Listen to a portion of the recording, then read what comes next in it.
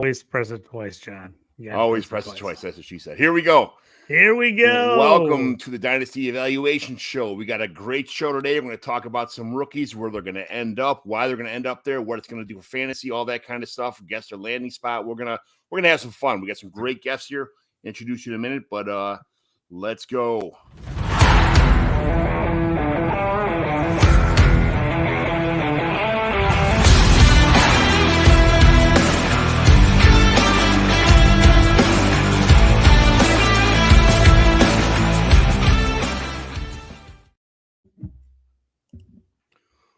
Welcome, everybody, to the Dynasty Evaluation Show. We got some fantastic guests here. First next to me is JT, the co-host with the Mo-host, who's here all the time. JT, what's new, man? Hey, good. Sorry about running late. I'm here. I'm ready to roll. Let's talk rookies. Let's talk landing spots. I'm pumped. This is one of my favorite discussions of where we want to see these rookies land. So I'm pumped to have this conversation with some new guys I haven't had conversations with before. I'm pumped to hear what they think. One of our home league mates here that won the league is here with us to tell us all about how he won the league. And, you know, we're late today because he was too lazy to go get his microphone, and then JT was at a track meet. So that's high school track, man. You know, those things take forever and ever. I'll tell you what's worse than that is cheerleading competitions, dude. They're like 17 hours straight. It's terrible. Dude, when I used to write for the newspaper, it was like rock, paper, scissors, who had to cover the girls' softball games because every game was like 1-0. 0-0. The pitchers just were dominant the whole time. Yeah. And no one could get a hit. And you're like, this might be a 6-hour game. Yeah, I've tried to hit winning pitchers before. JT, stop talking about the Patriots offense, bro. We're here to talk about rookies, man. Over here getting all wild on us. I like it. You're right, Tim. Exactly. Timmy George. Let's stay on topic. My newest home league that was created is officially in the books, and we have a champion. His name is Tim George. So, we're not going to talk about Tim George winning our league. We're going to talk about fantasy football today. But Timmy, introduce yourself, all that good stuff. What's going on in your life? Yeah, never want to talk about how I went undefeated in John's league in the first year. Don't want to talk about that, ladies and gentlemen. We're not here for that. No, Tim George, huge Bears fan. Love the rookies. I'm just here to give you guys a lot of knowledge. John will steal this. So when we are drafting together, these will all be the players he suddenly he stars them on his sheet. So that's what I'm here for, ladies and gentlemen. Now, I appreciate you, John, and looking forward to the conversation today. Talking my man up, Drake May, for president. Can't wait for president. Another special guest here, Rum Boys Robbie. What is going on? Thanks for jumping on today. Tell us all about yourself, where everybody can find you, all the good stuff. Cheers to me. Cheers to you. To the Dynasty Evaluation crew, thank you for having me. You guys can find me on Twitter at RumBoysRobbie, at RumBoys spelled with a Z, N-E-T, everywhere else. And you can also catch me holding down the Underdog Discord. Make sure you guys go check it out. Dilly. Underdog, my favorite cartoon when I was like kindergarten, but absolutely fantastic. So what we got going on today is we're talking about best landing spots for rookie players you think might excel if he gets drafted there. So we're going to go over quarterbacks, running backs, wide receivers, and tight ends. We're all going to have a guide, and we're going to talk about a deep sleeper landing spot for some of our favorite players. So what I'm going to do here is I'll start off this show today. I'll start off with the quarterback position. So what we'll do is I'll talk about the Vikings have been rumored to be trading up to get J.J. McCarthy. He's from Nazareth, which is a school just outside Chicago. It's a Catholic academy, and he went to Michigan also. So with all these tools he'll have to work with and his big game college experience, sitting behind Sam Darnold and Nick Mullins for a few games just feels right for J.J. McCarthy. I think the Vikings might actually trade up to get J.J. McCarthy this year. So when we talk about landing spots, I don't see a better landing spot for any of these quarterbacks than J.J. McCarthy. I mean, when this whole process started, they said he had games when he threw the ball 4 times. He's not pro ready, which I do believe he's not pro ready yet. I think sitting behind Sam Darnold, for 6 months and even being in film rooms with guys like Nick Mullins and this team, it will be good, really good for J.J. McCarthy. So that being said, I think he goes to the Vikings.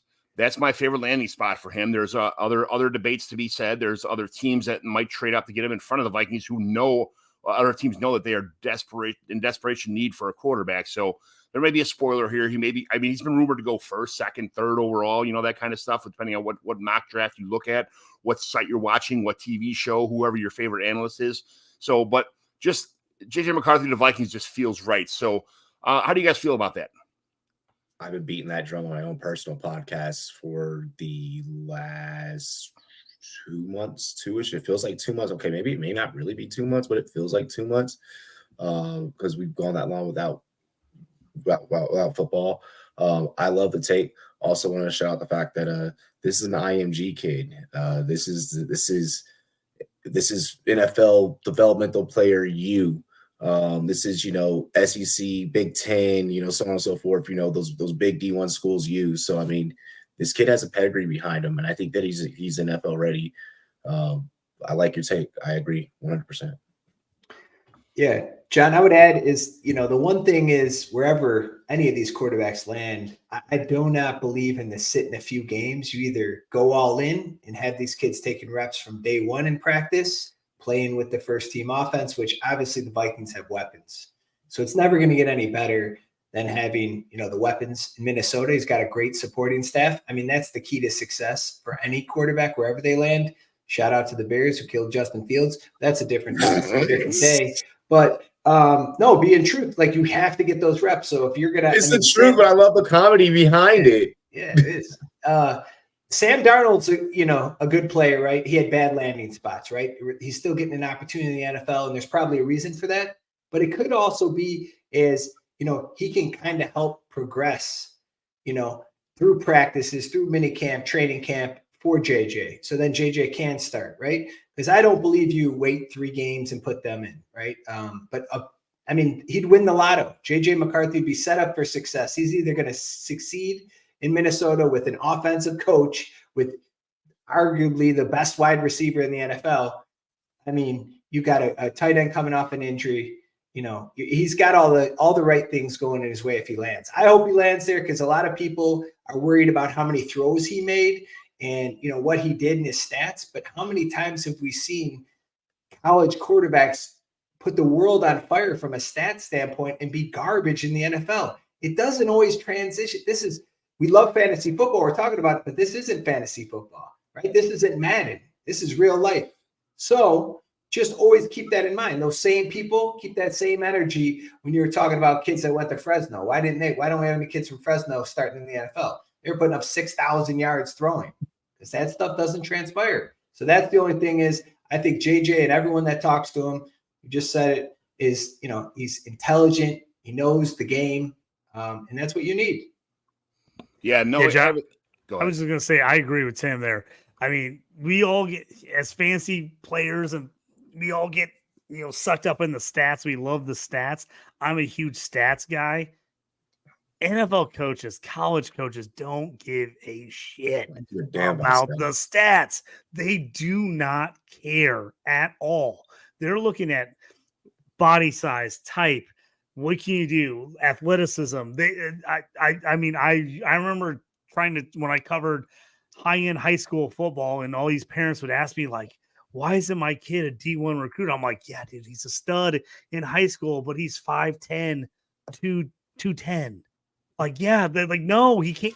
They don't want him. Oh, that kid, his stats sucked, but he's 6'5", 240. Well, yeah, they want him. They want that guy because they can mold him. And I think Tim's 100% correct. No one cares what JJ McCarthy's stats were in college at the NFL. No one cares. They look at him like, can he make the throws that we need an NFL QB to make the throws? Did he play at a high-end college? Yes, he did. Did he make throws when he had to make throws? Yes.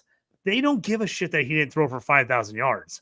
They're like, can he make that 3rd and 12 pass to the deep outside when you need it? Can you make that deep comeback dig route when you need it?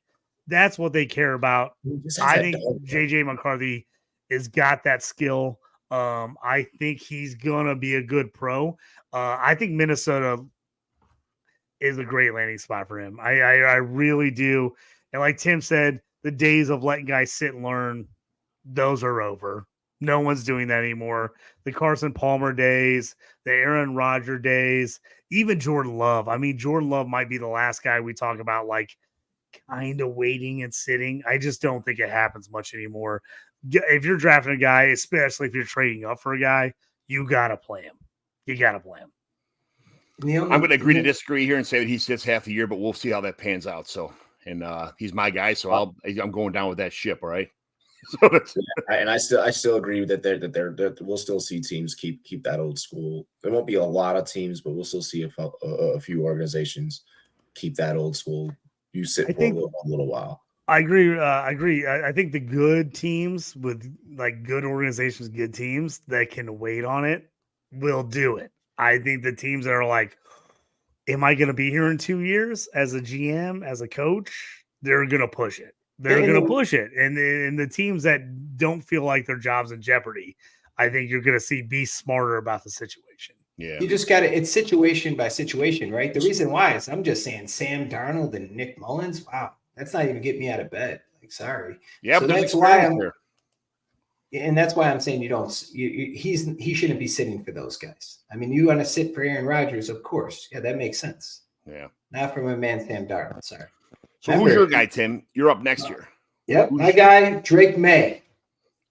You know, people love him, hate him. It's weird how the guy went from the, number one pick overall, 2 years ago. Everyone loved him. And then this year he's getting a lot of slipping in mock draft, things of that nature, right? I mean, my question to you three is, do you remember Drake May's wide receiver 1 in North Carolina this year? Walker. Tez Walker. They only had him like a third of the season or half the season. Yeah, I mean, what are they saying about him? Not smooth at running routes. He's slipping in the draft, right? They're busting his chops. He's not as quick. He's not as great. So my whole purpose is this, right? When you're comparing guys, we'll talk about this in a minute. He didn't have 2 number 1 wide receivers that are going in the first round. He didn't, right? And the thing about Drake May, he fits all the prototypical measurements, right? Also, my man has been successful. Now, I obviously wasn't in the SEC because I know he's getting compared to who's going to number 2, the Redskins, and I fully understand that. The one thing is, I would say is going to Washington for Drake May, it's all about setting these guys up for success. The same thing with J.J. McCarthy. Now hear me out. Washington, you got 2 decent wide receivers. One, Dotson should have been utilized more, I think. But that's on Eric Bieniemy, not me. And then, you got Scary Terry. Now, you also got Austin Eckler coming in. And I know he's not explosive. If you had him in fantasy football, you probably just threw up in your mouth because he definitely shit the bed last year. I fully understand that. But the thing is, Austin Eckler has been in the league. He understands pass protection. He's a veteran. That's going to help success, right? He also can catch the ball out of the field. When the pocket collapses, instead of holding it on or making a bad pass, you could drop it off, right? In addition, he's got Brian Robinson Jr. So you can have a two-headed running. I mean, he's going to have running backs that are going to be successful. And then also, and I know he's not good, and that's what I'm going to say, bringing Zach Ertz to the mix. Just from a film guy, you're sitting, you're chilling, and you're being in the film room and helping Drake May go through his progressions, going through things that he's seen, because obviously he's going to, I would imagine he's going to start over Marcus Mariota, right? I believe they signed him. So you're giving that, you're setting these guys up for success that been in the league, that been successful, but just to help him play his position, see things that he might not see quickly. And that's how I think he'll be successful. I think especially he'll have better weapons than he did in obviously in college. And I think it would be a great opportunity for Drake May. That's my guy for number 2 with Washington. We'll see how that rolls. Gator J, thanks for jumping in, saying what's up, fellas. And then Eckler is better teammate for Robinson than Gibson. Man, I was a huge Gibson guy, man. I'm still a huge Gibson guy, but I think Eckler is just a better football player than Antonio Gibson. But I think, man, Antonio Gibson's a better. Brian Robinson got that. B-Rob got that dog in him, I like the pairing. I like the pairing of Eckler and B-Rob in the backfield. It is good lightning thunder setup. Yeah. Yes. Really quick to your point, brother. look, you said a lot of the same things that I feel like can also be said for Jayden Daniels. Like we might as well just lump these two together because we're both projecting them to go to Washington. That's where we differ a little bit. It's a sports show. Those of you at home got to deal with it. This is going to happen on the sports show. Okay. Look, I feel like Jayden Daniels has a better rushing upside. He's played it already in that pro style type of offense. I'm actually impressed with Jayden Daniels' arm strength, and I do feel like, yes, okay, there was times where Neighbors or Thomas were just running free and wide open. You're not going to get that all the time in the NFL, but hell, when you do, Scary Terry's going to be there for you to be able to haul that in, and whoever else we choose to bring in for my Washington Commanders. Look, with whatever decision that Peters makes for the Commanders, at the end of the day, I'm going to have to support as a fan. It's a new regime. It's a new time in Washington. A lot of upside with this team. I think this team, from a fantasy football standpoint, is going to be a lot more fantasy friendly than what they may have been for you in the past. This team is built to shake things up, and I think in order to shake things up, I think you bring in Jayden Daniels to be able to do that. I mean, that's just my personal opinion. Yeah, I mean, it being a sports show, I got to rebuttal that a little bit. We're acting like Drake May is like Kirk Cousins. My man ran for like 670 yards. No, I know, but I just want people to know he has the run. He's very athletic, right? Underrated. He can run. He's ran for like close to 700 yards the year before last. I think he had close to 500 yards this year, 7 touchdowns and 9. So 16 touchdowns over 2 years rushing the ball. So he's athletic too. I'm just saying, I think he's a better passer, prototypical passer in the NFL. But listen, I'm not a scout by any means. I'm just looking at it like his wide receivers they have no separation. And then based on what the NFL is saying about his wide receiver and his number one, that's not good, right? That's more of a compliment towards Drake May. Like, man, you were able to. It's an indictment on the receiver. It's an indictment on the receiver and a compliment towards Drake May. Yeah. So I don't know. Regardless, I think Washington's in a great position. I think both can be successful. Like I said, that supporting cast is very important. So whichever one of these guys falls in there. The one thing I always concern is when you pick an odd player, right? What do I mean? Bryce Young's he was small, right? The kid out of Penn State. Yeah. Penn State, the offensive lineman. No, we're not talking about that. He has the second smallest hands ever recorded. Like that shit would scare me because you're taking, and then I'm just saying, Daniels, my man is very small human as far as stature. He's a tall dude, but he's skinny. Yeah. And I'm just saying that these guys are getting faster, bigger in the NFL. They're hitting harder. And I understand the flags are coming out. They're all bitching about that. I get that. I'm just saying you're taking that risk. That's all I'm saying. But I guess he did play in the SEC. He survived. Yep, that's what I was going to say. He's already played on the biggest stage, one of the biggest stages in football, which is in the SEC.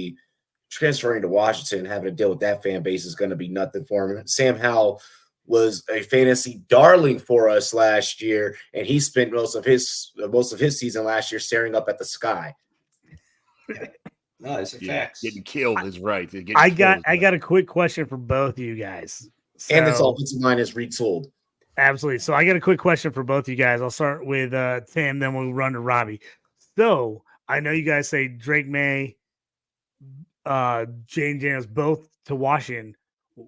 If one of those guys goes to Washington, so flip it. So Robbie, say actually May ends up on Washington, Jayden Daniels ends up with the New England. Tim, for you, the opposite. Daniels ends up on Washington, May ends up on New England. Does that change it for you guys? Because the landing spot, I feel like Washington's a much better landing spot. I think a lot of people do too. Does that flip it for you guys? And fantasy, would you change your pick depending on, would you take the guy that ends up in Washington over the guy who ends up in New England? If you like the other even though you like the other quarterback? Yeah, at that, whatever happens with landing spot, look, again, sports show, look, my take is going to change if the opposite were to happen. Like I said, I have to trust my GM, especially as a Commanders fan at heart myself. So that's going to be the first thing I'm going to do. Second thing, I'm going to live with it. I'm going to eat my crow. I'm going to take it on the chin as an analyst, and it is what it is. I think that Washington is a much better landing spot. There's no way in hell that you're getting me. You can't pay me to take whoever lands in New England. Anyway, I just can't. That's what I want to know, because I'm not sitting in that investment in dynasty formats for that long.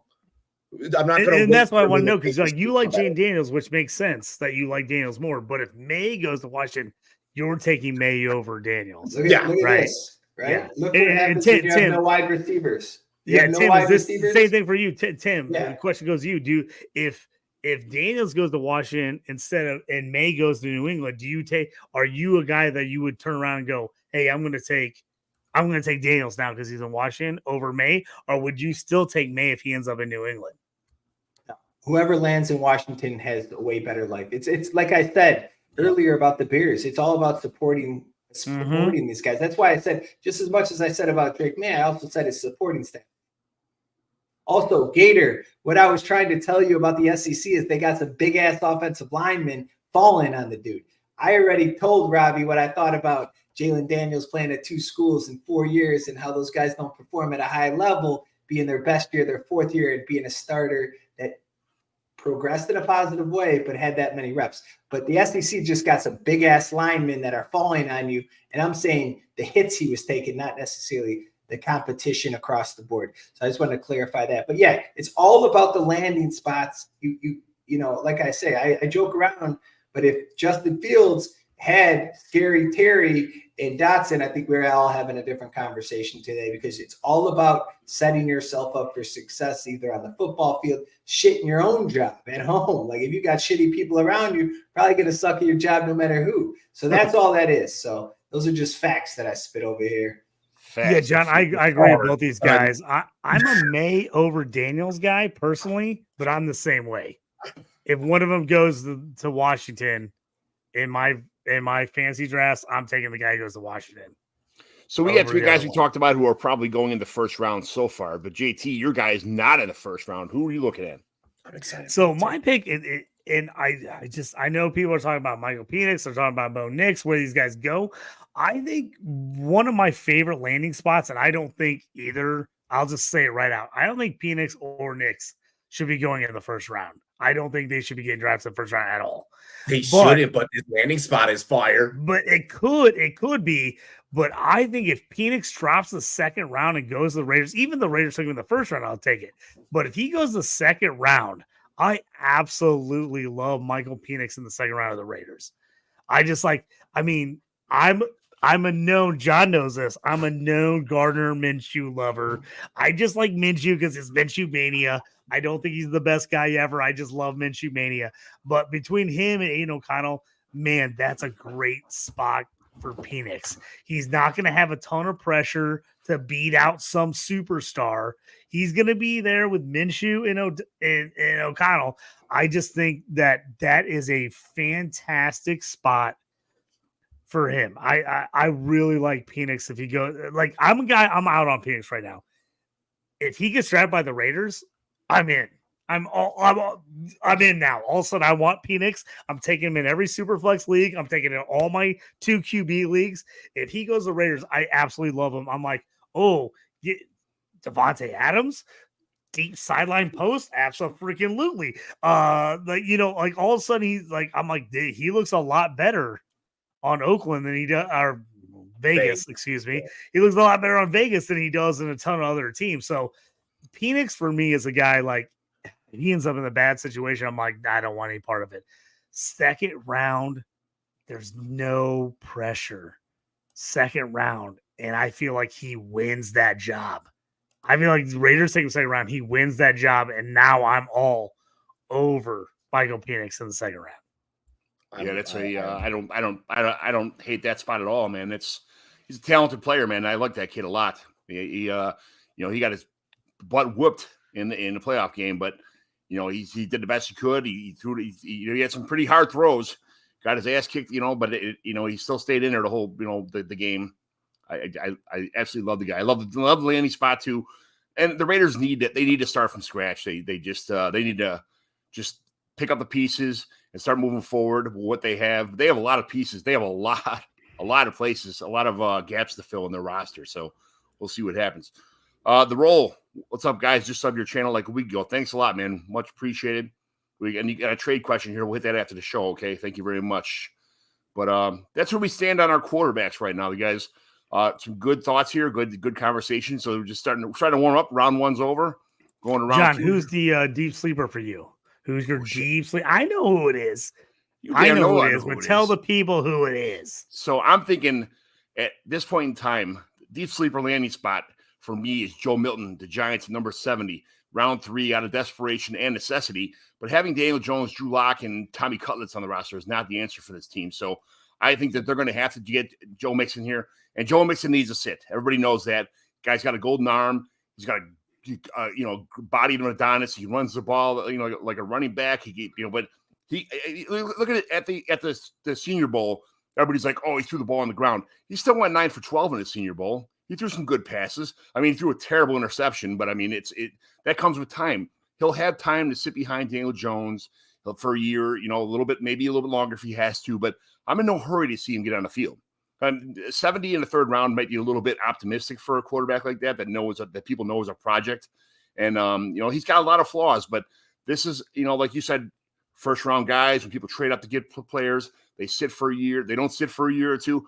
Joe Mixon needs to sit. He needs to learn the system, but he has all the tools to be somebody if he does sit. So a lot of people don't like Joe Mixon. I love the guy. I hope he goes somewhere even better. I hope he goes to Miami and sits behind Tua for a year, that kind of deal. I hope they don't do anything long-term with Tua or bring in a guy like Mixon just to, shell the ball around. But it's one of those deals where he's probably going to the 4th round. I'm being optimistic because I love the dude. He's probably going to the 4th round, maybe in the 5th round somewhere. He might be one of those guys who just, falls to the end of the draft. But this is completely optimistic that Joe Mixon goes to the Giants. So it is what it is. How do you guys feel about Joe Mixon? He's good. I like Joe Milton. Oh, Joe Milton. Milton, yeah. I was saying Mr. Mixon. Yeah, I don't know if he wants to play QB. Whatever.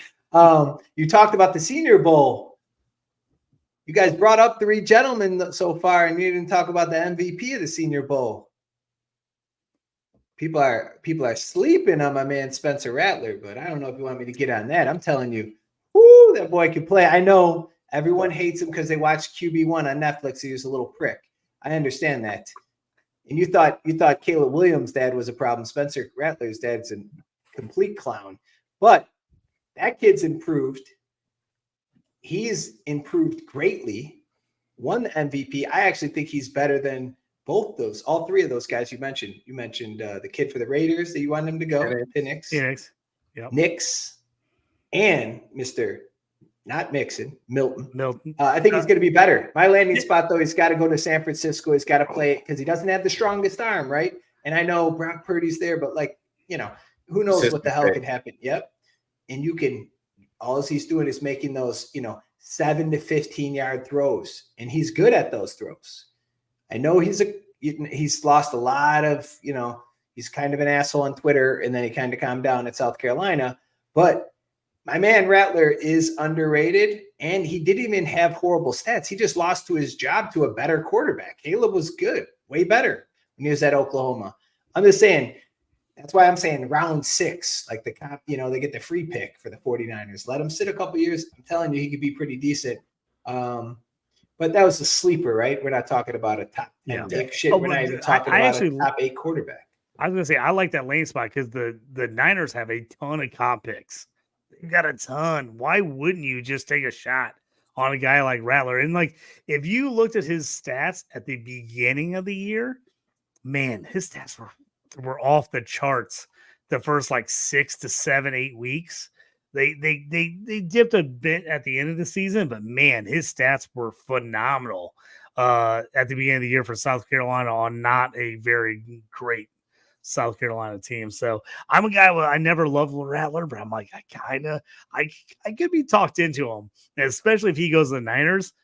I'd be scooping him up in case anything happens to Purdy. I'm like, I'd be all over that. Another Mr. Irrelevant turns into something for the 49ers. That'd be absolutely crazy. I mean, that the 49ers do that.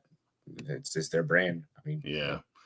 All right, let's switch gears a little bit to go to running back situation. So Timmy George, you are up first. Where is the best landing spot for your guy, and where's he going, and what does that mean for fantasy? Ray Davis, baby. I don't know if you know, he's probably went to a school that you rooted for because he's transferred 3 times. I love it. He did. I mean, my man went to Temple. He went to Vandy, Kentucky. You know, shit. If you give him one more year, he might go to LSU next year. But nevertheless, I love him going to KC. And you might be like, well, they already have, you know, the similar comp. Of course they do, right? They do. You're talking about their starting running backs 5'10", 211. My man, Ray Davis, is 5'8", 211. He's been highly productive, 3 different schools. You know, I think he runs like his hair is on fire, right? That's what the old men say these days. I just think that literally he could fit perfectly in there. And I'm forgetting his damn name. The guy with the bad shoulder. What the hell is the KC starting running back's name? Isaiah Pacheco. Yeah, so Pacheco, right? I mean, he gets banged up, but why it's a good landing spot? Because neither one have to take a full load, and they both can be quickly fresh, and they can be both productive. Now, you know, everybody's got a committee these days, but I think that he fits the system. He literally don't have to change any of the plays that you're calling from a running standpoint. He's going to be doing the same thing as Pacheco. And also you get him on a contract that's, you know, 2 years earlier too. And Pacheco, I mean, you just saw KC doesn't necessarily pay anyone unless their name's Patrick Mahomes or my man named Big Chris. And that makes your point even more valid that we know that they're not going to hang on to Pacheco for forever and a lifetime. Facts. And he's going to be great. So I think he'll be highly productive.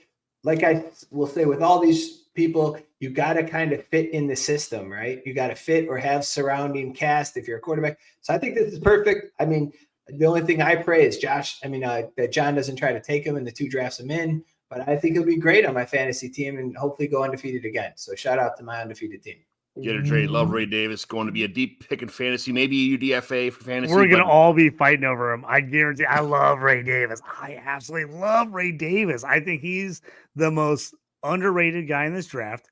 He's old by running back standards, but what have we learned? People only want to pay running backs for 3-4 years anyway. You might as well get the 4 best years out of him. Why wouldn't you take him now? Okay, he is 24, going to be 25. You're going to get his 4 years, and then when he's done, NFL teams are going to cut him anyway. They're not going to give him a big contract at 28, 29. No. Get him now. And I tell you what, we talked about him a little bit earlier with Washington, and I think Ray Davis could be an Austin Eckler. I really do. He's that small, compact guy. I think he's a better runner than Austin Eckler. I don't think he's quite as good of a receiver. But if you watch the film, Kentucky didn't mess around. They gave Ray Davis chances to make catches in the second. They didn't just screen pass, drop it off. Little out pass. They ran him down the field. They were like, hey, go at that safety. Go deep. Take him. He ran past the guy, just put it on the numbers. Like Ray Davis can catch the ball. I think it's super underrated. His receiving ability, like Tim said, he didn't go to huge front. He went to Temple, super productive as a freshman, injured, went to Vanderbilt, terrible team, super productive on a terrible team as a running back, super productive on a terrible team, went to Kentucky, absolutely murdered at Kentucky on a very average team. So you're taking a running, not a wide receiver getting garbage catches and yards at the end of the game when their team's getting smoked. You're getting a guy on not very good teams, and they're still like, this is our best player. We got to get him the ball. Like Ray Davis is legit. I'm all over Ray Davis. I'm usually anti any Chiefs running back because I'm just like, they're never getting enough catch. If he goes to KC, yeah, he's way up on my list. I mean, I'm drafting him probably a round or 2 earlier than I would have. I love Ray Davis. I pass think protection. He can pass protect. He can pass protect. Your biggest asset. He's only 5'8". Exactly. He's gonna block the shit. Go watch him block. He's a beast. The guy is a beast. He's no joke. Like every pound he has is legit. Like he can hit people. I mean, I have a piece coming up on DLF coming out this week on Ray Davis. I freaking love Ray Davis. I literally think he's the most underrated back in this class. And if he was 22 instead of 24, I think people would be all over him. I really do. I think people would be going nuts about him if he is 21, 22 instead of 24. Yeah, he's 1,000 yards in a couple different systems, and on top of it, but he gets a lot of dump off passes. Not much of a. I wouldn't say. No, he can go. John, watch the film, man. They ran him on straight deep routes. They ran him on all kinds of different patterns. He wasn't just a screen guy. He wasn't just a dump off guy. I went back and rewatched the tape on him. Yeah, I rewatched the tape on him because of that reason. He's not just a dump off guy. They used him. Kentucky used him, and so he had 7 receiving touchdowns. Yeah, Robbie, what you say? Repeat that again. Repeat that for the crowd. It's like Darren Sproles, Brian Westbrook is how Ray Davis could be. Absolutely. And who gives a shit if he's 25? The average lifespan in the NFL is 3 years, anyways. Then you hit a cliff. That's what I'm saying. If you don't believe me, ask Zeke Elliott. Yeah, 3-4 years out. That's what I'm saying. I wouldn't even worry about his age drafting him in Dynasty. I'm like, yeah, dude, I want those 3-4 years. Then I'm going to get rid of him just like every NFL team will. 3 or 4 years. The way I look at it from even an NFL standpoint, get him while he has his grown man strength. Yeah. Absolutely. You don't have to learn this guy. You don't have to get him to like get up to speed. He's ready to freaking roll. Ready to rock. He's ready to come in and roll right now. Whoever gets Ray Davis in this draft, I'm on him. He's the one guy in this draft, running back wise. I don't care about landing spot. I'm taking him, regardless, because I think he's going to cut out a role. I just think he's that good that I think he's going to make it happen. And so there's some guys I'm like, if he ends up here, I'll take him high. If he ends up there, I'm going to probably pass on him. Ray Davis, I don't care. I'm taking him no matter what. Some players just got that dog in them. And also go look at his NFL profile. And go look at his strengths and weaknesses, and then Pacheco's strengths and weaknesses. I mean, legit, the dude is like 2 inches too short, and he would have been his twin. They literally came out of college. It's the same damn thing. They take too much contact. They run with their head down. It's all the same shit. But they are, what you said, dogs. And that's what you want. And I really don't care about people's age. This ain't the NBA. I don't need you to, you're not a quarterback. You need to hit the ground running, and you need to play now. I need someone to keep my man healthy so Pacheco doesn't have a shoulder injury, and you're both fresh because obviously you're going to make a playoff push. That's just simply how you have to look at it. Give me 10 to 12 carries, 3 to 4 catches. Boom. That's all I need out of you. He doesn't have to get 25 carries a game, man. 10 to 12 carries, couple passes. The guy can do it all. I mean, I'm just big on Ray Davis. And I know I'm like talking all these guys in my leagues are going to start stealing them from me, but I love Ray Davis. Yeah, Gator said that you drove up into the first round. So, thanks for that. I drove the price up. Shit. Who's your guy, JT? Well, we just talked about Tim stole your guy, so you have to pick somebody. Well, I'm John. I'm trying to be good about the podcast. I don't want to double up. So Ray Davis is my guy, but I didn't want to double up on people. So a guy, and the reason I'm going to bring him up because he's been my RB1 since back in 2023. Trey Benson. Trey Benson's been my guy. I love Trey Benson. He's got a ton left in him, man. People are like, oh, he's only had one game of 20 carries. I'm like, do you watch the NFL anymore? No one gets 20 carries. No one gets 20 carries. No one gives a shit about him getting 20 fucking carries. No one cares. Like, can he get 10, 12, 15 carries and 4 or 5, 6 catches? That's what I want. The guy has fantastic balance. He bounces off of guys. The biggest knock you'll say, people are like, oh, he runs high. Well, he runs high because he runs fast. He'll get down and hit you and bounce off. He's fine. He doesn't just like get hit in the middle and like taken out. I mean, he has great contact balance. He bounces off. And what I've seen in film, and if people look at his highlight tapes, when he makes contact with a guy, he gets that high top end speed. Bam. It's immediate. It's like he doesn't have to just like, oh, no one touched me and I'll get to my top end speed. He'll bounce off a guy and then it's gone. He's gone. I love it. His hands, like Ray Davis, I think they're the two most underrated guys receiving wise. His hands are really good. If you look at Florida State, they didn't throw it to him a ton, but watch some of the catches. They're throwing back shoulder throws from Jordan Travis to him on the sideline in like crucial situations. And he's making that catch. Back shoulder throw, feet down, inbounds, making the play for the first down. You're not throwing to a running back that you don't have confidence in that can make that catch. How many QBs are throwing back shoulder sideline throws at a running back? Not a ton in college if they don't think the guy can catch. He's got good hands.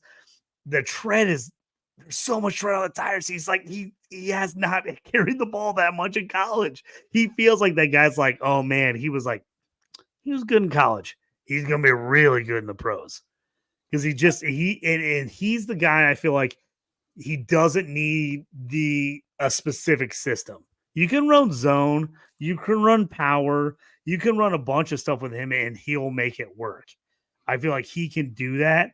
I just love Benson, and man, if he ends up on the Chargers or the Cowboys with a second round pick, he's gonna go through the roof. I'm telling you, he's gonna launch up fantasy boards. Like we're all like, second round RBs. You tell me he goes to the Cowboys or Chargers, he's not going to start being 1-8, 1-9, 110. It's bull. He absolutely is going to jump into that range because people know the Cowboys need a running back. They know the Chargers, and they know they want to pound the ball. You get Trey Benson on those teams. I mean, I'm hoping not because I want Trey Benson in the beginning of the second round. I want him everywhere, but I just don't think come draft time it's really going to be possible. Because if he ends up in even remotely decent spot, I think he goes high. Do you think he finds trouble finding the hole sometimes? Like he bounces around, like he needs he's one of those guys who doesn't he just needs to just go, you know? A little. I would say he's a little hesitant sometimes. He's hesitant to just pick the spot and go. But the one thing I do like him, like I said, he has great contact balance. So if he doesn't pick the right spot immediately and somebody hits him, he's good about bouncing off that initial hit and then turning it upfield. So, and like I said, I think his hands are drastically underrated. Maybe Gator said stop talking about Ray Davis. So maybe like a system that the offensive line often finds themselves, getting up to that second level, being able, set those blocks to where he can maybe follow those blocks and then create his space might be a little bit better. Dallas kind of worries me just because they lost a lot off that line. That offensive line got poached.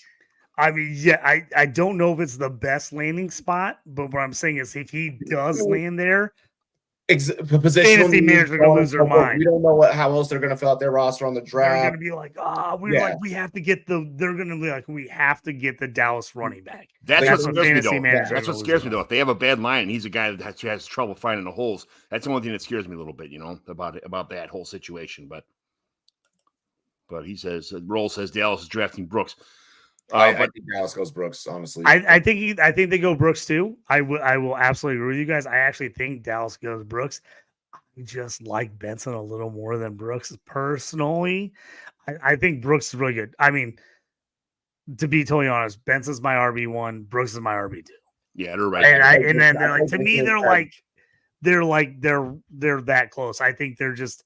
It's depending on what you prefer. I just like Benson's body size a little better. Risers. As we get closer to the draft, Benson and Lloyd have been the two that you're starting to hear the most chatter about. And like everyone else that we're probably about to talk about during the segment, people are like, oh, yeah, like I forgot how great that prospect is. But I don't know how much of that is like just smoke screen and coach speak that we're hearing on these players. So that's what worries me about guys like Benson, guys like Lloyd, where it's like, this shit kind of started coming out of nowhere where it's like, oh, like this is my RB1. It's like, bro, like I just saw your take like 2 weeks ago. You were so on like Coron or like Brooks or like whatever. So like I find both of those players mysteries to me personally.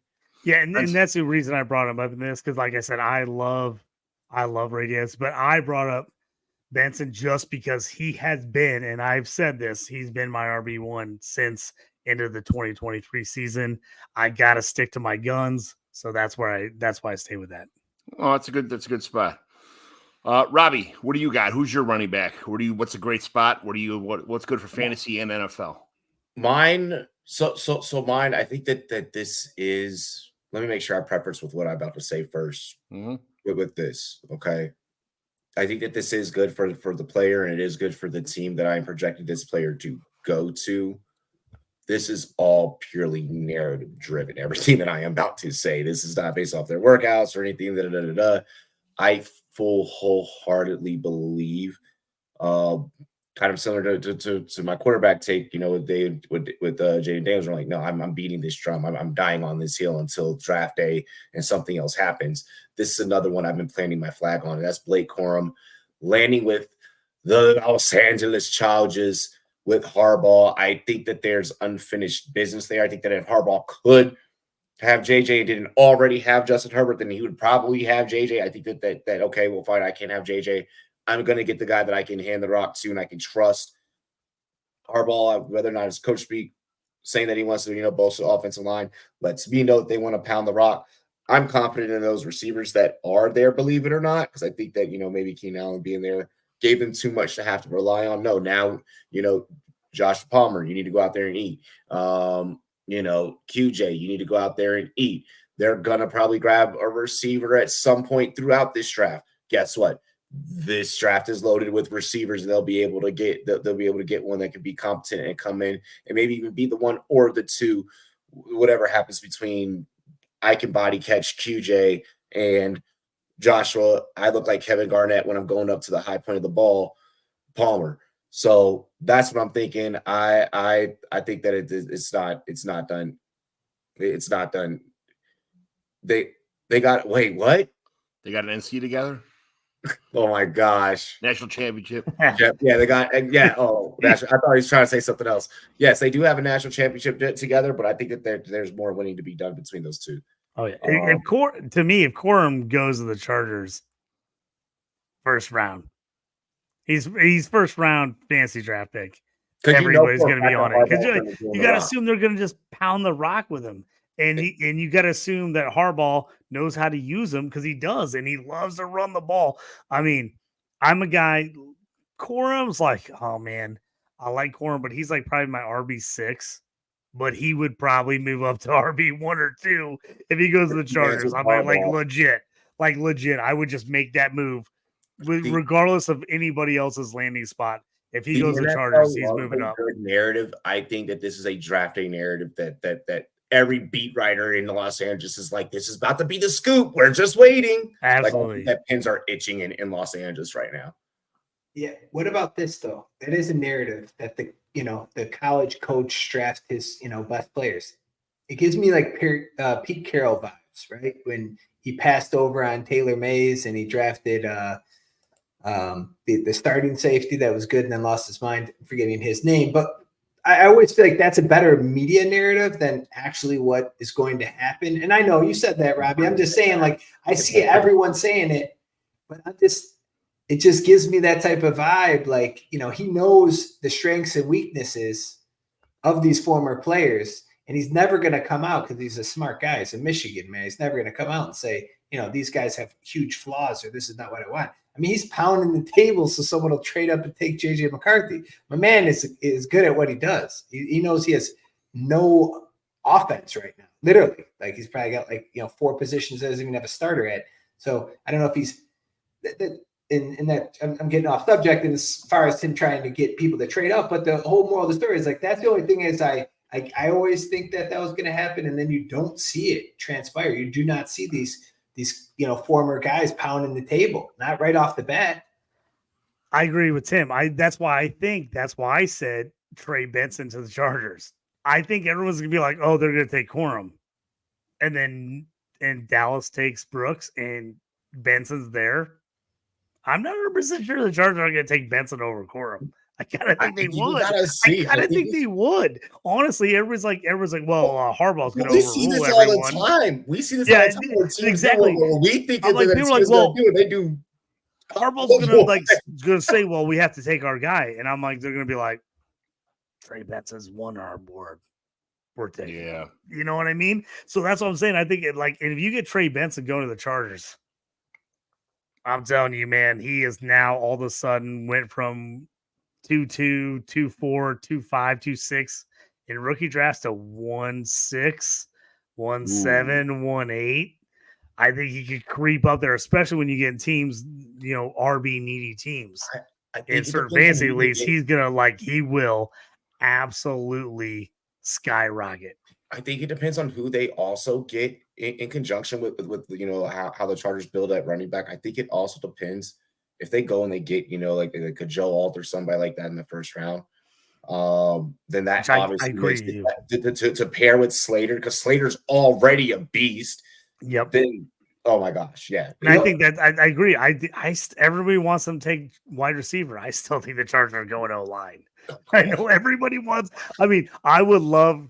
I mean, I right now already have my pre-ordered light blue Marvin Harrison Chargers jersey. I want one, but it's probably not going to happen. You better watch Jim Harbaugh. You better watch Jim Harbaugh coach. That dude don't give a shit about wide receivers. They're taking an O lineman, and then they're going to go RB in the second or third round. Yeah. I totally believe it. I absolutely do not think they're going to go wide receiver round one. I absolutely don't believe it. So, again, if they go Alt and then go Benson, then I'm just going to be like, give me all the Benson. So, and Robbie, real quick to your point, NFL people do fall in love with their players. Hence, Ryan Bates, that the Bears fell in love 3 years ago. So they do fall in love. I'm just using that as an example because I'm a Bears fan, but they do fall in love. So it can be right, and the narrative might work out. I mean, listen, I don't know. I'm just saying, it just seems too good to be true sometimes. And then also, he knows what we don't know, right? Dude got banged up, was injured the year before. Yeah. How bad is his body, right? He is not a huge stature dude. He's 5'8", if I'm not mistaken. So that's all I'm saying. I mean, listen, great story. I mean, obviously, if they won a Super Bowl II and a national championship, fantastic. I was just saying, just seems like a Cinderella story. Cinderella's only on Disney, my friend. Hey, makes for better content when I break down crying when I don't get what I want on draft day. So, play some Drake in the background. Love it. My draft day wish here is to see Braylon Allen go to round 5, pick 156 to the Cleveland Browns. I think Nick Chubb is not coming back, man. I don't think he's coming back. I think what happened there last year, he's already 29 years old, man.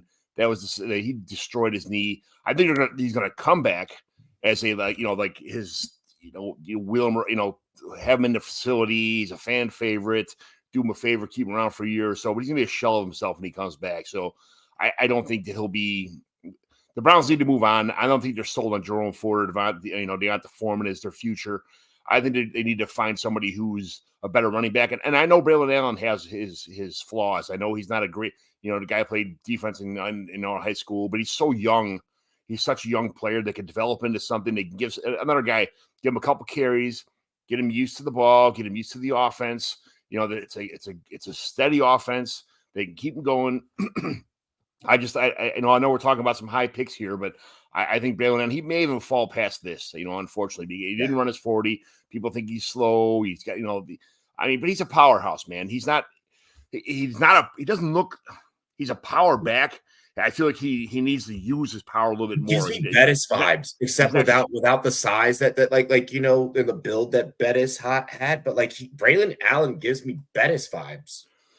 I feel like I feel like the only difference between that is that he's not really he's not sure of himself yet. And on top of that, they had a different system there. I feel like he was trying to learn a system more than just being himself as an athlete, and being himself as a running back, being himself as a football player. I think it was in his head too much. You can see he didn't look natural going through the progressions.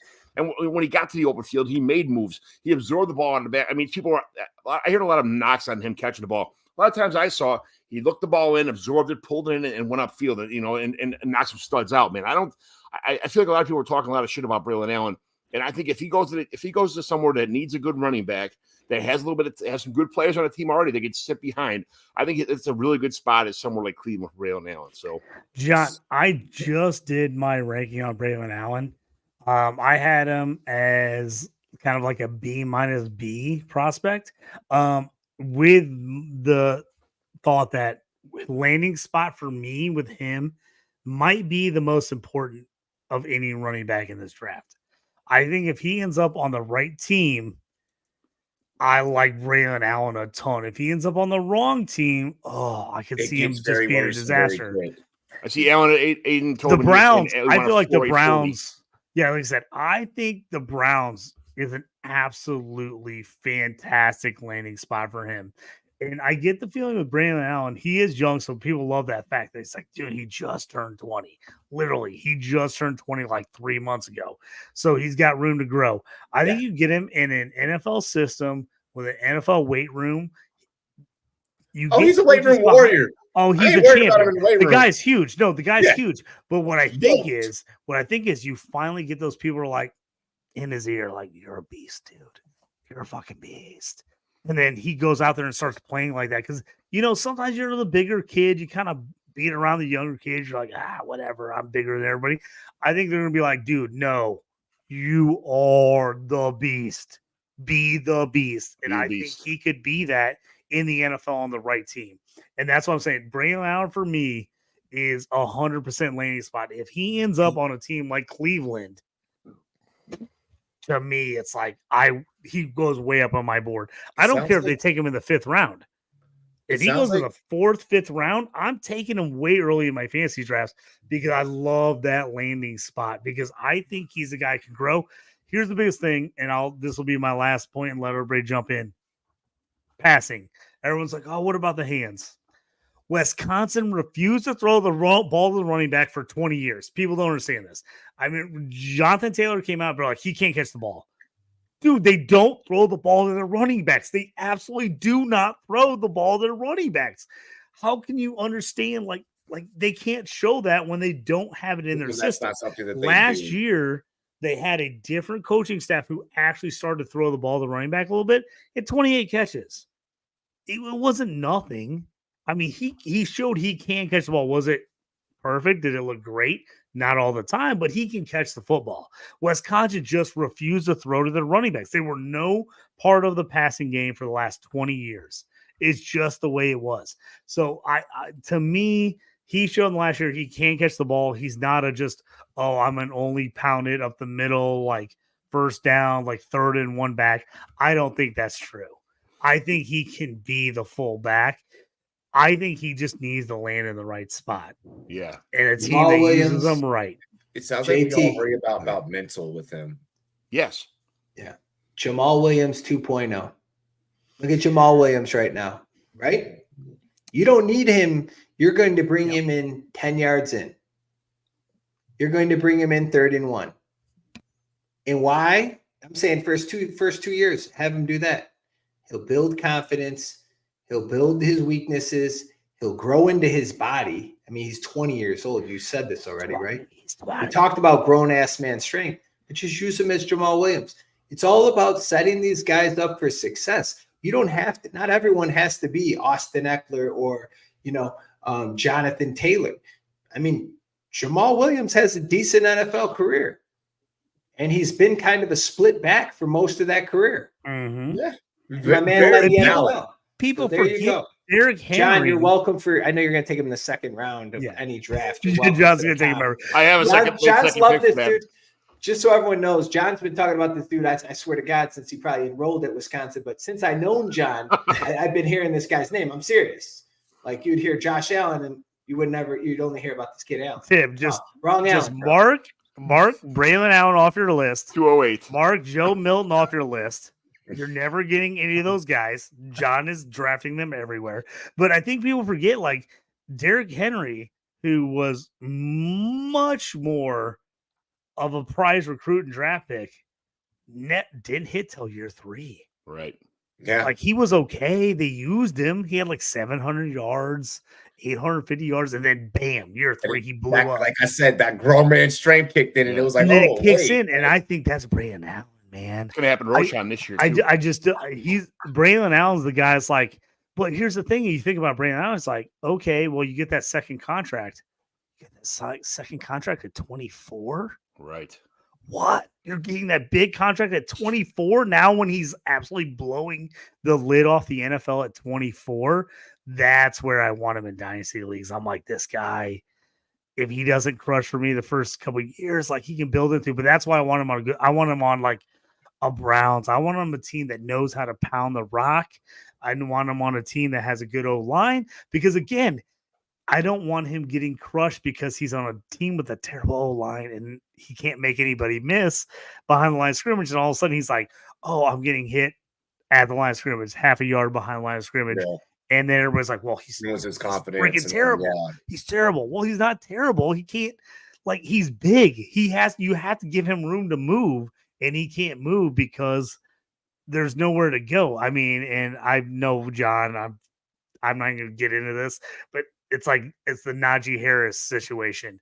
Like, you have to be able to have a second to make a move to be a decent running back. If you get hit the second you touch the football, every time, you're not going to look good. Right. I don't care who you are. And that's what I'm worried about, Braylon. I don't want that to happen to him. I think he is my fit. If he goes late in drafts, he's a guy I still like. If he goes like 4th, 5th round with the right team, oh my God. Gator J, I might still take him mid-second round because I'm like, he's got so much room to grow. And it's just, oh my God. It's like Josh Jacobs right now. Everybody like, oh my God, Josh Jacobs is ancient. No, he isn't. No. Josh Jacobs is like 26. just hitting his prime, and people are like, oh, it feels like he's been in the league forever. I'm like, yeah, because it came in the league at 20. He had no miles coming out of Alabama. Exactly. He had no miles. It came in the league at 20. Like, Yeah. Gator J, first rule of dynasty evaluation here is we don't talk shit about Jameis Winston, okay? So you could take that back don't right ever now. bring up Jameis Winston. You're going you to ever talk shit about Jameis Winston again, you're going to get blocked. You cannot talk shit about Jameis Jameis Winston. I love Jameis But Winston. Alan, Doug Martin, Muscle Hamster. We got some Muscle Hamster comps here from Gator J also. So, that's that. good. And I get these other ones too. He ran slower 40 than Eddie Lacy. You watch the film, he's out running linebackers and second safeties on the way to long touchdowns, like on half his plays. So I don't know what He's a bruiser. If you say this, if you want to believe that because his 40 time hasn't been recorded. But I mean, when you're watching these films, you see this guy running up and down the field, man. When he gets out in the open, he's fast. I mean, I'm not saying he's lightning fast, but he's got some speed on him, man. So, it is what it is. I'm not going to believe the slow 40 time stuff. He didn't run a 40. That's a big red flag. I understand. I get it, but it is what it is. Here's John's a film grinder. Cap. I'm not a film grinder, but I do watch some film, man. I do watch some shows. JT cut out a little bit here, so we're going to jump into we got here wide receivers, right? Let's jump. No, we got a deep sleeper here. It's 10. It's 10. My favorite position. Sleeper outside of Ray Davis, which is an awesome deep sleeper. If he's got another one, throw that in. No, I mean we hit on the running backs. I feel like we dominated that. Yeah, shit. I'll throw my one deep sleeper in like 3 seconds so we can get into wide receivers. You can't say more. Frank Gore Jr. Frank Gore Jr. is my guy. I'm taking Frank Gore Jr. everywhere. I don't care. I don't care who drafts him. I really don't. I don't care if he goes 4th round, 7th round. Frank Gore Jr. is going to be on every one of my fantasy teams unless someone snakes me on him. I'm taking Frank Gore Jr. everywhere.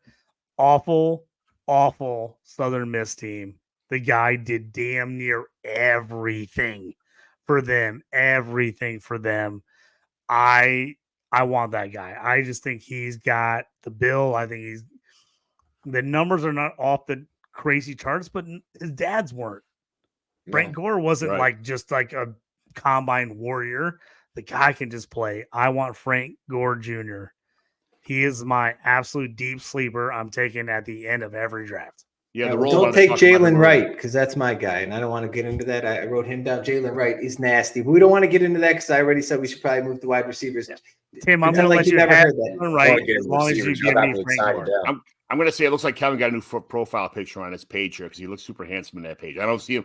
He doesn't look that good all the time, but he looks like he shaved the beard a little bit. He looks all right, And the roll says, I talked about Frank Gore Jr. Yeah, we tried to get you on there. We were waiting until the end here to get our sleeper in, but we got to move. Sorry about the roll. We saw you. That's why I brought it up because I knew you posted that. I'm like, I love Frank Gore Jr. Like, he's just, I just think he's a baller. He's a guy. He's going to be one of those guys just needs an opportunity. You're going to see him on a roster. He's going to be like 3rd, 4th string in camp. And then somebody's going to get hurt and he's going to be in the mix. JT, bring us the wide receivers. Who's your wide receiver here? Where's he Okay, getting so drafted? What's going on? here's my favorite landing spot. I went to the NFL draft combine. I was there wide receiver day last day. Brian Thomas Jr. My goodness, what an athletic specimen that guy is. I mean, on freaking real. I went back, watched tape on him. I would love to see him end up at 17 to the Jags. Law, I think Christian Kirk's good. I like Ingram, but they need an alpha. They need a dog, an alpha dog. And I think Brian Thomas Jr. could be that guy eventually. I'm not saying he's going to be year one, but I like him on the Jags. I just think that is an absolute fantastic landing spot. John, you, me both have 1 million T-Law shares. We beat the T-Law drum every day. Every time someone talks shit about him, I send a trade offer. I'm like, oh, all right, give him to me. I'll take him. So I like Brian Thomas Jr. I just think if he can be, I love that pick at 17 for the Jags. JT, what do you think about he's being comped to Gabe Davis a lot. Just, just a downfield guy, can't run routes real funny. He rounds his routes off, stuff like that. So I don't like it at all. I don't like Gabe Davis. I don't like Gabe Davis. I know, that's what I'm saying. I think Gabe Davis is terrible. My favorite Gabe Davis move ever is picking him up off the waiver wire and then trading him for a second round pick the next year. That was my favorite Gabe Davis transaction of all time. I don't like Gabe Davis. I think Thomas, the thing for me is I think Thomas, is he, man, it's like he has room to grow. I'll say that. He has room to grow, but I think he can. I think if he gets the right coaching, people get into him. They're like, hey, do this, do that. And, Brian Kelly, we've talked about with LSU with Jay Daniels. Those guys they want to win football games. They know how to score. They're like, this is the easiest way to score. So that's what you do in college. You do the same thing in high school. You're like, hey, if I can get this play, I'm going to do that play. They're not making Brian Thomas do anything crazy. I think he can learn that as he grows. To me, he's a guy that's going to be good. He's going to be probably okay as a rookie, better as a second year. Third year, I can see him absolutely busting out and being an absolute prime wide receiver one. I just think he needs to grow and learn in the NFL system a little bit. But, man, everything's there. You got the size. You got the speed. He just needs to refine his game a little bit. So, to me, it is a risk. He's not the most refined guy out there. But, man, I really, really like Brian Thomas. How about Robbie? Who do you like? For me, it's Xavier Legette.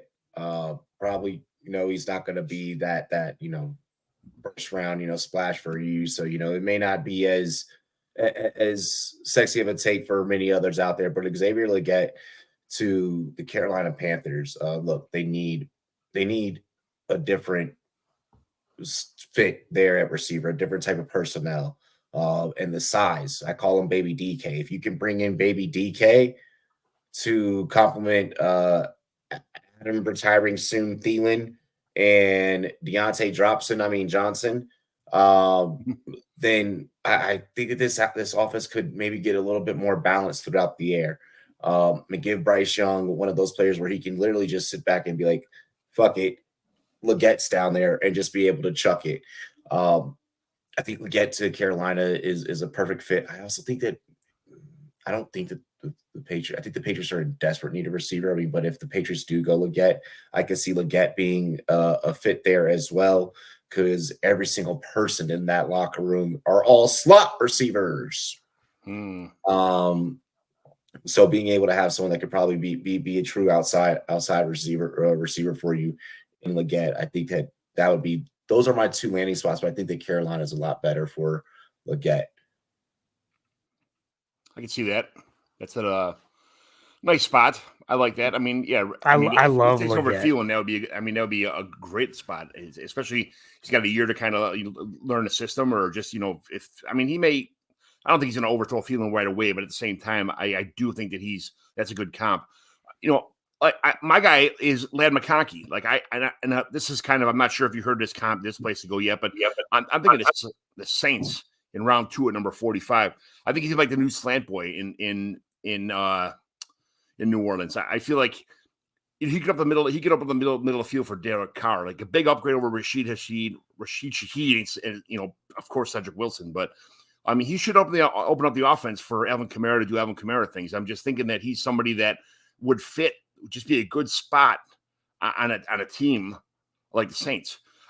Am I reading McConkey wrong? Or just someone who just gets wide open on routes? I mean, I'm not thinking that he'll be in the outside in the NFL. I think he's gonna be somewhere in the middle of slot receiver. No, I think he's going to be a slot. I think that McConkey is going to be a slot, but that'll be able to, like you said, open up, Kamara, so on and so forth. Worry about him maybe going heads up against opposing linebackers, but we'll see how that pans out. It'll be interesting because he didn't play a lot of slot at Georgia. He played mostly on the outside. So it'll be interesting to see what teams think. I mean, again, another guy I saw at the combine. I loved McConkey at the combine. He went way up my list watching there. Can he stay healthy? He's had some injury problems. The numbers aren't there. But again, NFL coaches and GMs don't give a shit about numbers. So, they look at McConkey, they're going to list stuff. I think McConkey can be really good. I think the Saints are a nice spot. I mean, I love him on my Steelers. I would absolutely love him opposite George Pickens. But I think right now McConkey, for me, is wide receiver 5 right behind Thomas. I like him a ton. I think he's a guy I think can do really well at a lot of different spots. Like Robbie just said, if he's on the Panthers, you got to assume he's going to get, or Leggett on the Panthers, any of those guys that end up opposite Deontay, you got to figure is going to get a ton of targets. Yeah. Gator, I like Ladd. Fantastic price. Fantasy price is going to be way too high. I agree with that, but I think it's Ladd spot dependent. If he goes somewhere, he's going to get peppered with targets, that and walk right in. But it's I remember I hear a lot of Buffalo saying out there, and I just because of the fact that they had slot receivers do pretty well, and they lost Diggs, and there's big holes in the entire roster right now. But I just feel like he's going to fall a little bit further than that in the actual NFL draft, and the Saints just make sense to me. So that's just that's why I saw the Saints, but other teams have. I think the Bills just have two. I think people are assuming the Bills are going to take a receiver in round 1, but I think their biggest holes are on defense right now. I think. Yeah, the Bills have 1,000,001 freaking holes right now. I don't see that happening. I agree. There's 1,000,000 holes. Like if you have a defense that or a team with this many holes in this deep of a wide receiver class, I'm waiting second, third, fourth round to take White out because they need everything else. Right. Timmy George, your guy. Well, people are going to say it's a Cinderella story, but Roman Wilson to the Chargers, and you wouldn't think. Now you're over here like this. Oh my gosh, Jim Hardball, his former player. No. Gets deeper than that, ladies and gentlemen. Look at the offense that Michigan ran. What did we tell about J.J. McCarthy? J.J. didn't throw the ball 40 times. Yeah, no shit, he didn't. Guess what they did? They ran the ball. And guess who blocked in that offense? Oh, yep, that was Mr. Wilson. And guess who the offensive coordinator is for Mr. Jimmy Hardball? Yep, Lamar's favorite brother, Greg Roman. Put him on the map, right? Greg Roman. This guy fits the profile, knows how to play in this system, can block, can get open, doesn't need to be effective. He doesn't need 7 catches a game, obviously, clearly. And if he would have went to any big school, this kid we'd be talking about him as a top 5 wide receiver. I'm telling you. Right. I know he's only 6 foot, probably 5'11", but he does all of the things. And we're talking about landing spots. We're talking about being productive. Now, I'm not going to lie. How is he going to do in fantasy football? Well, I would imagine that Mr. Herbert's got to throw to someone. So, but I think he fits everything they're trying to do there. And we also got to realize who's calling the plays. What's the offensive philosophy? I think he meets all of that. And go back and look at like Greg Roman's wide receivers when he was the offensive coordinator. So I think he fits all of that. That's why I chose to go with him. And it would be a Cinderella story, Robbie. I know that I like to keep that, I'm busting your balls earlier, but I'm telling you it's more about Greg Roman than it is actually about, about Hardball. Yeah, that's my opinion. So we'll see what that'll happen. This feels like more like a hardball move. Like, don't take the guy in the first round. Take the O lineman, and then let's take Rowan. Let's take Rowan Wilson like the 5th round. This feels like something they would do. And then you're like, oh, Rowan Wilson, and then everybody's pissed when he out targets QJ all season. I wouldn't be pissed. I wouldn't be surprised at all. I'm gonna be completely honest. I know I won't be pissed. I have no QJ. I don't have any Quentin Johnson, but I like the people that have him are like, oh, I thought he was gonna be the man this year. This feels like a hardball move. Like, everybody thinks we're gonna do this. No, we're gonna do that, and then we're gonna come back and get this guy late. 4.38, 4.39, 40 at the combine shows he's got speed. Again, the numbers aren't there because he wasn't in a pass happy offense, but the guy can play wide receiver. I like it. Tim, I didn't even think about Wilson. I was thinking about Wilson of the Bears. Honestly, a ton of my friends are Bears fans. Like, ooh, how Wilson being our 3rd guy. I was like, ooh, that'd be kind of sexy. But Chargers, I kind of like. I was like, I kind of like that spot. So you were talking about Brian Thompson, right? Yeah, Brian Thomas. Brian Thomas. My bad. Brian Thomas. So the one thing about Brian Thomas, he is raw, and I saw his stats on there and how he had like a crazy year this year. And he's athletic freak, right? He needs to learn the game, and guess what? Better wide receiver. If the Bears trade down, that's who they should target, because he's going to be behind 2 guys that literally know how to run routes. I think that's what happens with Brian Thomas, to be honest. That is such a great move. Oh my God, Tim George just lights flip-flop on fire. Dude, I love that move. Yeah, it's all about your mentors and your personnel around you. I mean, I know people forget this. Him playing behind DJ and Keenan Allen, you're right. And just learning all the shit in practice. Learning everything in practice, mini camps. All right, just changing my mind. I'm just trying to say, trade down. I'm getting a lot of trade. I'm getting a lot of Bears taking Javon Baker later in the draft, even further down. So that's that's another one I love. Yeah, that's wonder. But JT, you're the guy with the deep stash here. Who are you taking? And he's been named a couple times in the chat already. Who's your? So I got 2 guys, and I saw a couple guys. I want to bring it up because I saw them in the chat. And I don't want to leave them hanging. So so 2 of my favorite guys I've done some deep rookie spotlight profiles on are Malachi Corley and Jacob Cowing. So I think there's a couple guys like, oh, you could get Cowing way later, way cheaper. He's a cheaper lad. I think we'll put it up right now. I'll hit it. Aiden said Jacob Cowing, cheap lad. I really like Jacob Cowing. I like him. I think he's going to go later. He's a smaller guy. The question for me was, how athletic he was. He's a guy got a ton of target share at USC. Transferred to Arizona, still got a ton of target share at Arizona. Has all these studs around him and still kept performing. And everyone's like, well, does anything great? And I'm like, he goes out and runs a 4.38.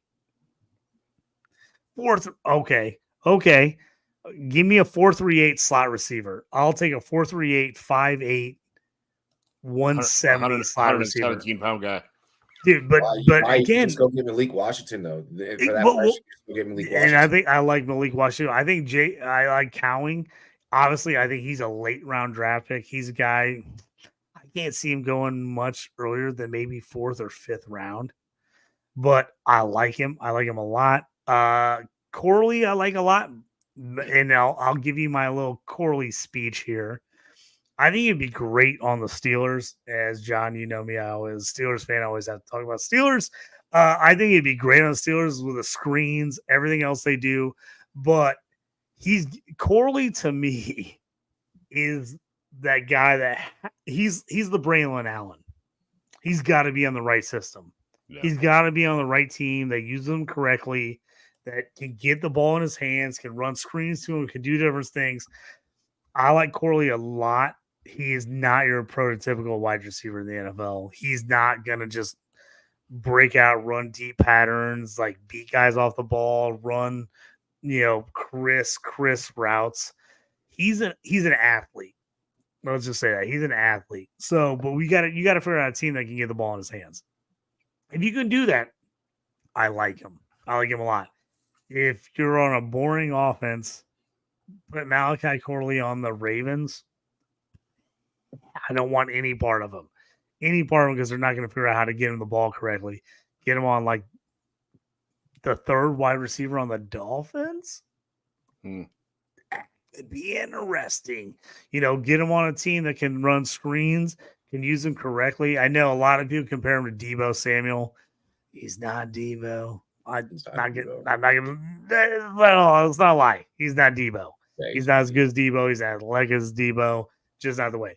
He's got the same body type. You can use him that way, but he's not Deebo. So to me, I like Malachi Corley as a deep sleeper. But again, landing spot for him is huge for me. Just because if you get a team that doesn't know how to give him the ball in his hands in space and let him run and make plays, if he's just a straight outline wide receiver running patterns, he's going to be forgotten in no time. So yeah, those are the two guys I like. My sleeper deep round rookie drafts, 3rd, 4th, 5th round. I'm looking at Corley and Jacob Cowing. Cowing again. I think he could be a huge hit or miss. I'm not like stamping like Cowing's going to be awesome in the NFL, but I think he has a shot to be a very solid NFL player in the right system. So those are my 2 sleepers. Fantastic. Those are good ones, JT. They were mentioned in the chat also. It's funny that, we're all, a lot of us are, on the same page with a lot of these talented receivers, but now we got to talk about tight ends. That's the non-sexy part, but Robbie, you get lucky with the only sexy Everybody one of the loves only a tight sexy end, guys John. in this. Yeah, well, I get to close it out with the deep sleeper as well. So we'll be all right. We'll make it fun. We'll make it fun. Look, Robbie's going to bring it home. He's going to bring it home. Look for tight ends. We got to first start the segment off, I guess, with Brock Bowers. I don't even guess. Like it is what it is. So we'll make this short, simple, and sweet. If it's not Brock, it's not a lock. For a team that's in a win now situation, I feel like it's gotta be the Jets that go after Brock Bowers. It's Colts. He's Colts. I mean, he could be a great system fit for any team and be a great fit for any team.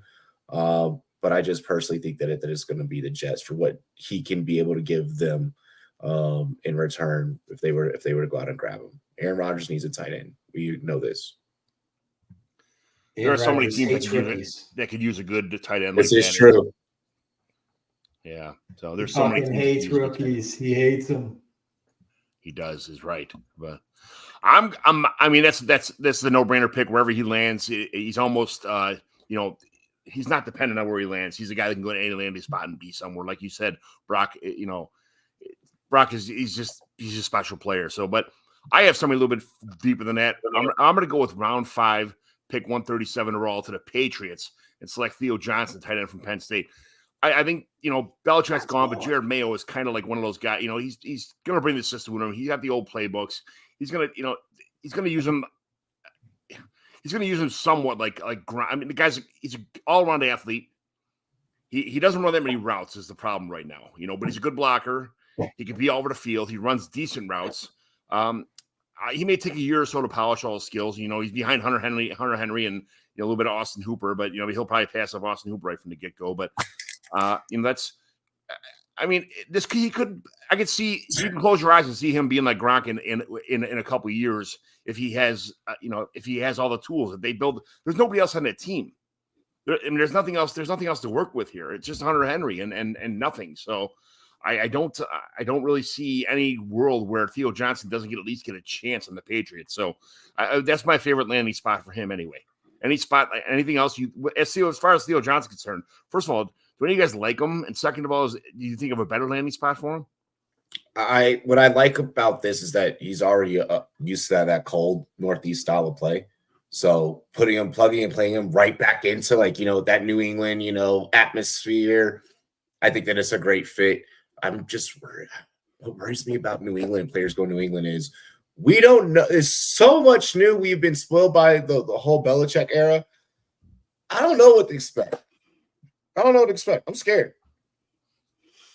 This is a whole new, like, they turn the page. Like but you think, I mean, Mayo is learned under Belichick. He played under Belichick, learned under him. I mean, he might bring a lot of the same old system with him. You never know. I'm still scared. Yeah, but is this like not the 5-year rebuild? Is this the 20-year? Like 20-year Patriots rebuild. You know what I mean? Yeah. Like when these teams are like, oh, they crush, and they fall apart, and like, oh, they can get it back to the company. And you're like, oh man, I think it's gonna be. I really think I'm like Robbie. I really think it might be like a 15-20-year rebuild for the Patriots. Everything feels like it's like falling apart. And it's like, yeah, they can do things well, but I'm like, are they going to be at the top of their game like anytime soon? No. Nah. Not unless they get either. Like Drake May or Jaden Daniels, and those guys absolutely ball those guys out. Need weapons. Well, that's my point. Unless they ball out with no one around them, and then they figure out how to get. Miracle talent. One of my best friends is a Patriots fan, and he's gonna kill me for saying this, but I feel like this is the Niners post Bill Walsh crushing it, and then they were terrible forever, and then they turned it back around the last couple of years. But like this kind of feels like with the Patriots, just like they start falling apart for a long time. It used to be it ends up being a long rebuild. It used to be the entire AFC East. You see, no matter what, the Dolphins, no matter how bad they were, they'd win in New England once a year. No matter how bad the Jets were, they'd win in Buffalo once a year, or vice versa. The whole thing. I can't see the Patriots like winning a game against anybody in the AFC East for a couple of years, man. Jets, like, Miami Bills are way better than the Patriots. Way better. They're way better than the Patriots. It's like, well, it used to be like, oh, well, they'll Miami's going to lose at New England. I mean, that's a guarantee. Is it anymore? I don't know. No. And John, you asked, where can Theo Johnson fit in, right? What kind of system? I always look at these people to set them up for success, right? Obviously, New England's not going to be successful for many reasons. You guys were naming a couple of them. But if you put him with more of an offensive coach, right? Mayo's a defensive coach, and use him in the red zone. You got to use these players for what they're good at. He's obviously he's athletic. He's 6'6". He's a big target. He had touchdown. I mean, what he has like 7 touchdowns for Penn State last year. And you have to line him up and use his speed against the linebacker, right? And take advantage of that. I don't believe he's going to be able to have, play 40 plays a game. I honestly do believe he's going to be in different packages. And like we know this with, wired tight ends, 1.5 in most fantasy leagues because it takes them a long time. They're not highly productive. Like, my neighbor, he was highly productive, right? Cole Kmet. But if you looked at his numbers, those numbers aren't even sniffing Keenan Allen's numbers, right? Yeah. And everyone's like, damn, if you ask the normal fan that doesn't know what the hell's going on, they'd be like, Cole Kmet, he was a way better player than Keenan Allen last year or whatever. I mean, you know what I'm saying? Like they get more praise for less production because of that position. We utilize him in a package. He's got a big frame. He goes against a not as quick linebacker. I think he could be successful. You need a quarterback, and New England don't have one of them. And if they want the 120-pound guy like Robbie wants him to have, that could be worrisome. It's cold out there. Theo Johnson's never been the guy. He's never been the guy that, he's never been that one awesome tight end on a team. He's never been the go-to guy. I think he's a team player. I think he fit in a good team player role, and I think he could at some point in time be the guy. But he's working into a system that sucks. He's working in a system where he's the number 2 right from the get-go. Maybe even the number 3 to start, but I think he could work his way into the system and become something special. So that's just my guy. But Timmy George, who's your guy? See, I'm all about what teams want or need.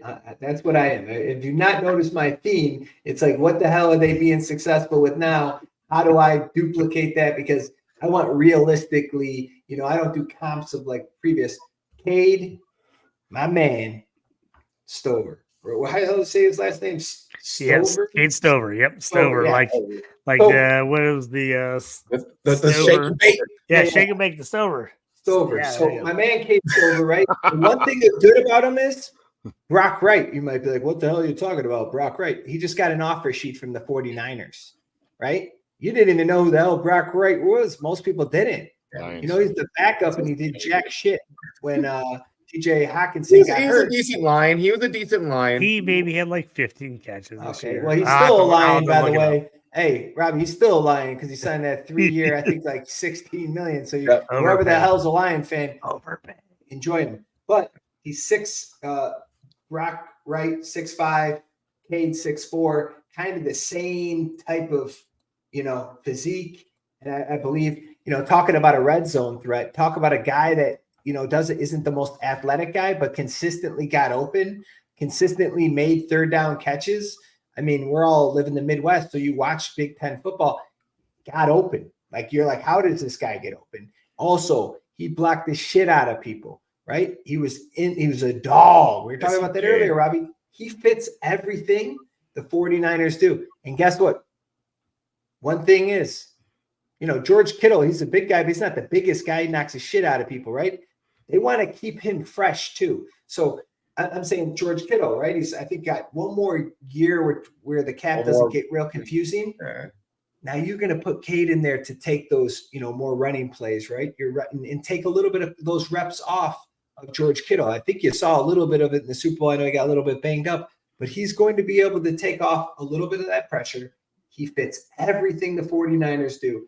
Perfect fit for him. Perfect fit for the 49ers. They saved themselves about $16 million, and I think he's great. He'll be on my fantasy team. I'll show him how to win the championship because I know my man, he doesn't know how to beat Michigan, but that's another day, another time.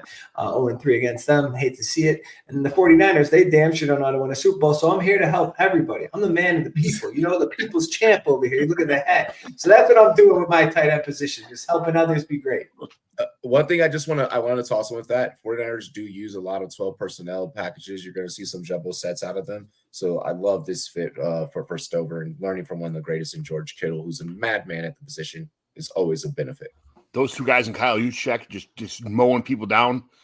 Best. It's such a glad dude. It's I have to be honest. I liked Stover a ton at Ohio State, and then I watched him at the combine. And I'm like, oh man, our team's going to be out on him. He wasn't that fast. He didn't weigh that much. God, but I really liked him in college. And he's a Nissan Altima, baby. It's and then Tim, you just sold me again. I'm back in on Stover. I love him on the Niners. He just finds space. He's that guy. Does he run the Christmas route? F no, he doesn't run the Christmas route. Does he? Is he going to burn you down? No. But you know what he does? He gets open. He just gets open. He gets open when you need him to be open. He's a Heath Miller. He's a 49er. He's a 49er. That's what I'm saying. I love this landing spot. I am 100% behind Tim George on this. I love this landing spot.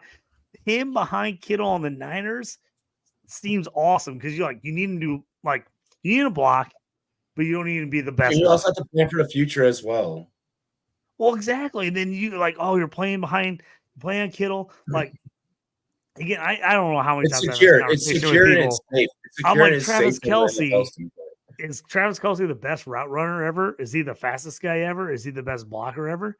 No. He just knows how to play the position and get open. He knows football. He knows football. Cade Stover feels like a guy who knows football. He's a kid. He just knows how to block guys just enough, get in the open space, do what he needs to do. Man, if Stover ends up on the Niners, Tim George, me, you, John McGlynn are going to be fighting it out in fantasy drafts. Shit, I can't wait to mispronounce his name at the draft. I can't wait to do that. Shout out to me. Tim's going to be like, I said his name wrong, and he's still mine. I don't care. Screw you guys. JT, who's your guy? Pronounce his name right. I got the guy with the harder name, actually. Ben Sinnott, Kansas State is my guy.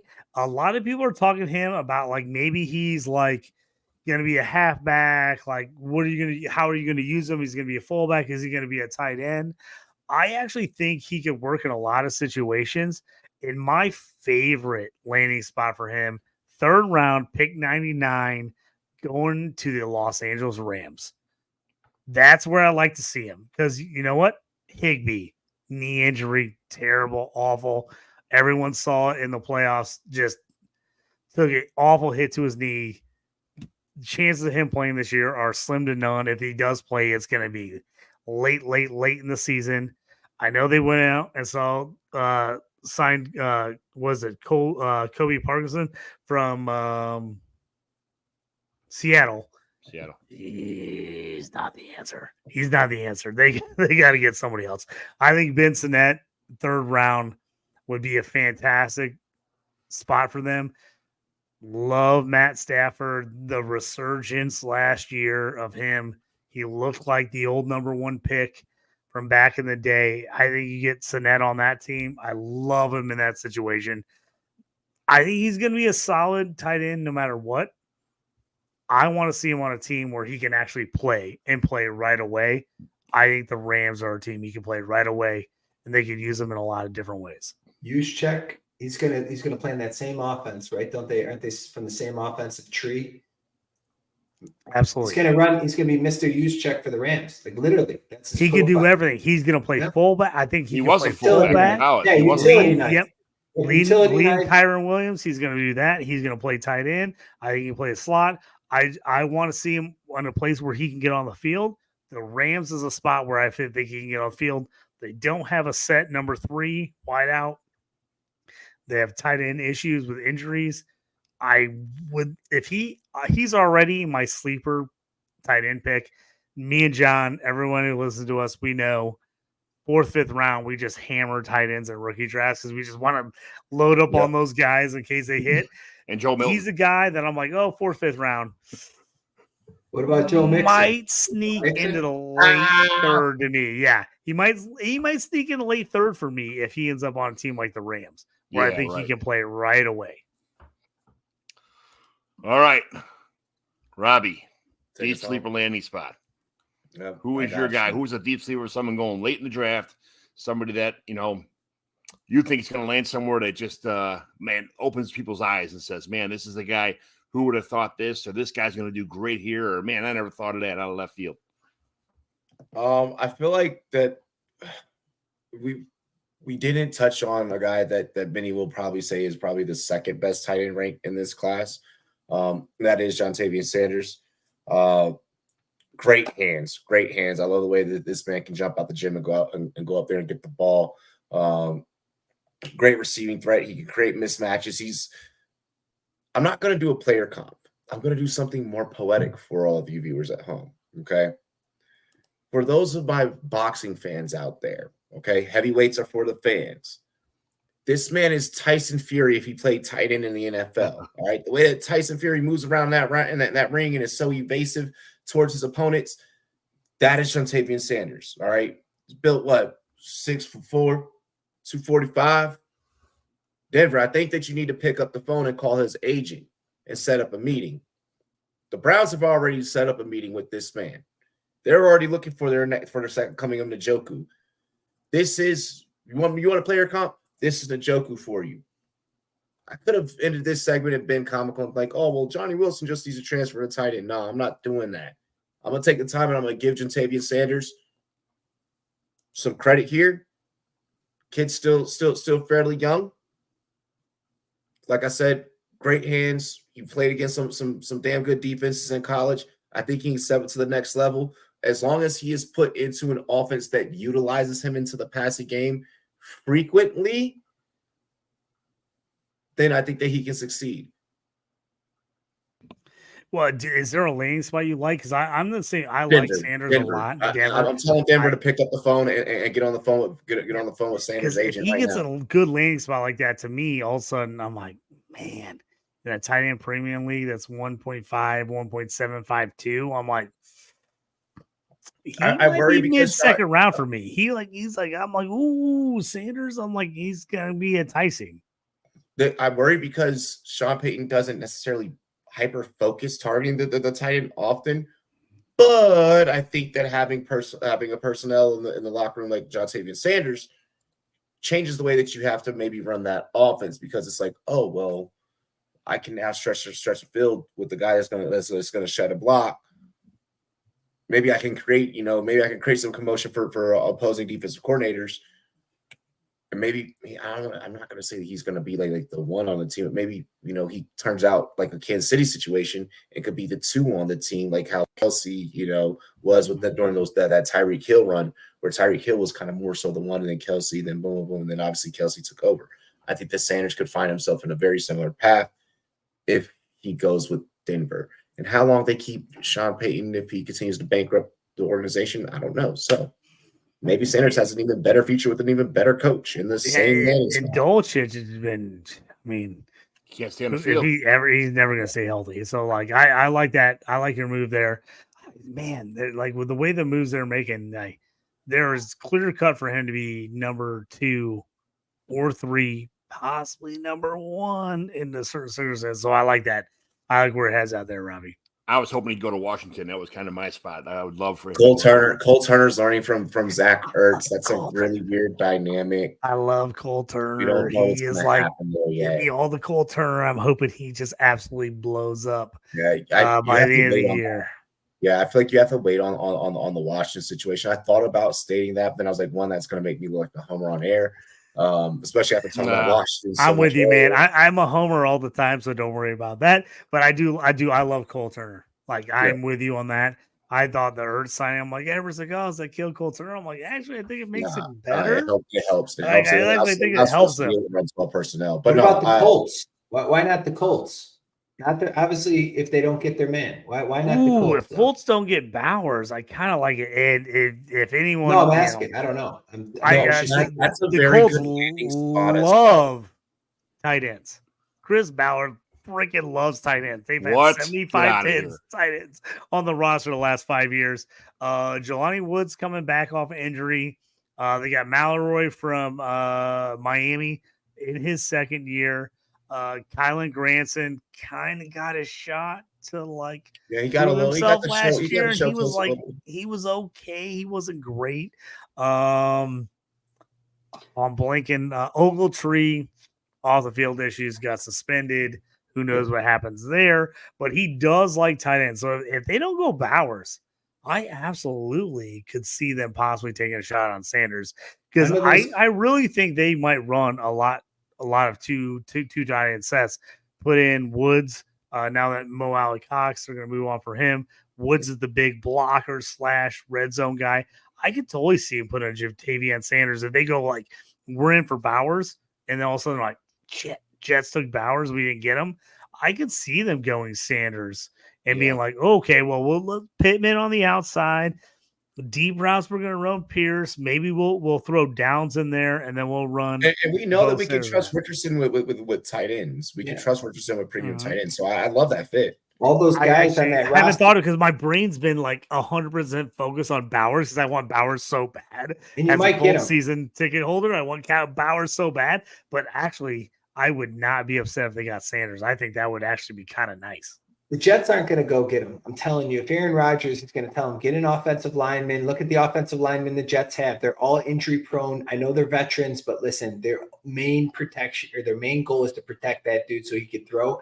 And I don't know if they're going to get the max production out of Bowers, even though it looks beautiful to all of us. Yes. But inside that locker room, he doesn't utilize that. The other thing I will say is, I looked at the Colts roster before, and I looked at their tight ends, and I was thinking about Sanders, and I just thought their ceilings are they're so low with all those guys you announced. Sanders has tremendous amount of upside.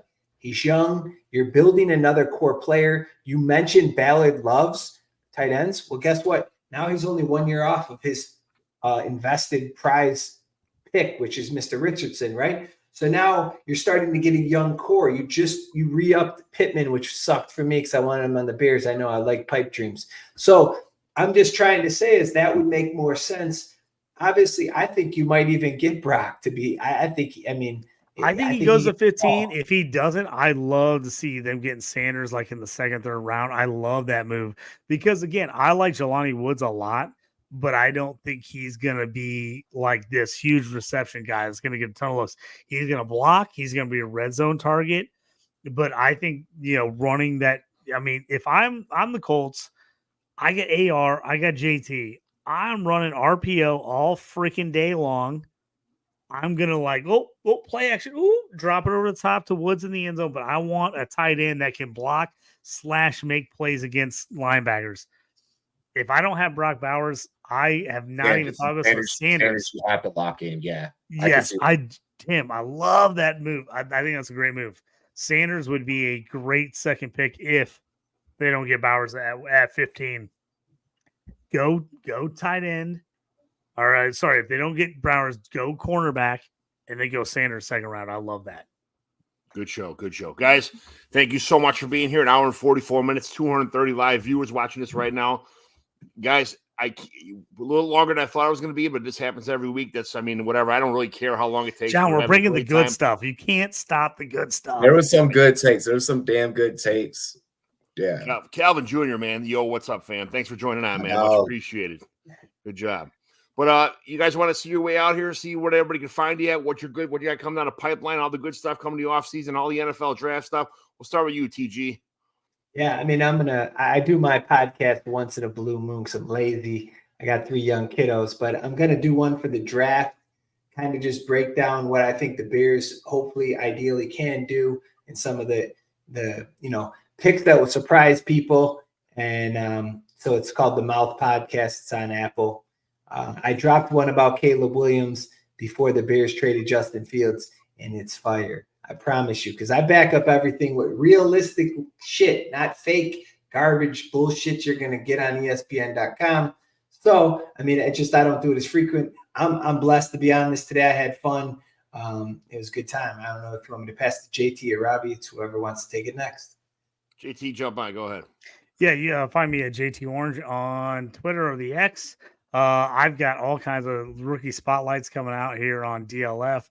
I'm just started my running back rookie draft series on there. My ADP 1 through 4 RBs are coming out this week.